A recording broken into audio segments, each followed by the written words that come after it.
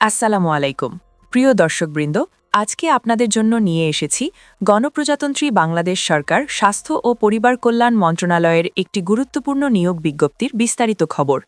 যারা সরকারি চাকরির প্রত্যাশী, বিশেষ করে স্বাস্থ্য খাতে কেরিয়ার গড়তে চান, তাদের জন্য এটি হতে পারে একটি সুবর্ণ সুযোগ। গণপ্রজাতন্ত্রী বাংলাদেশ সরকার স্বাস্থ্য ও পরিবার কল্যাণ মন্ত্রণালয় এর আওতাধীন স্বাস্থ্য অধিদপ্তর রাজস্ব খাতভুক্ত শূন্য পদসমূহে সরাসরি জনবল নিয়োগের লক্ষ্যে বাংলাদেশের প্রকৃত নাগরিকদের নিকট থেকে অনলাইনে আবেদন আহ্বান করেছে।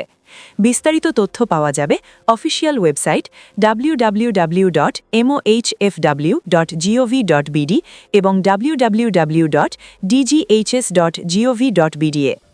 এবার চলুন জেনে নেই পদের বিবরণ ও সংখ্যা। ১. পদের বিবরণ ও সংখ্যা।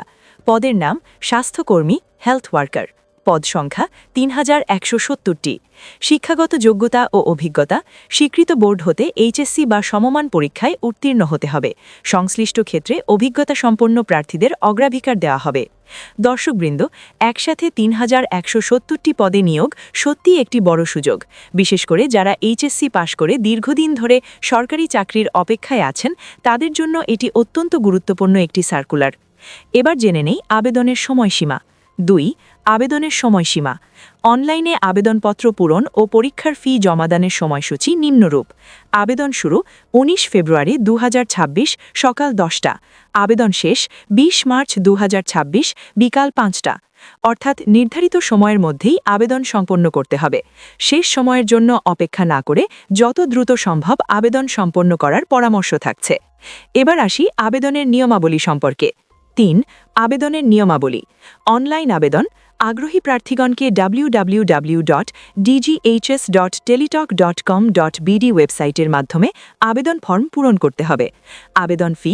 আবেদন করার পরবর্তী ৭২ ঘণ্টার মধ্যে টেলিটক প্রিপেইড সিমের মাধ্যমে নির্ধারিত আবেদন ফি জমা দিতে হবে। বয়স সীমা। সাধারণ প্রার্থীদের ক্ষেত্রে বয়স ১৮ হতে ৩০ বছর, তবে মুক্তিযোদ্ধা কোটা ও অন্যান্য বিশেষ কোটার ক্ষেত্রে সরকারি নিয়ম অনুযায়ী বয়স শিথিলযোগ্য। প্রার্থীদের অবশ্যই সঠিক তথ্য দিয়ে আবেদন করতে হবে। ভুল তথ্য প্রদান করলে আবেদন বাতিল হতে পারে। এবার গুরুত্বপূর্ণ কিছু প্রয়োজনীয় তথ্য জেনে নেই। ৪.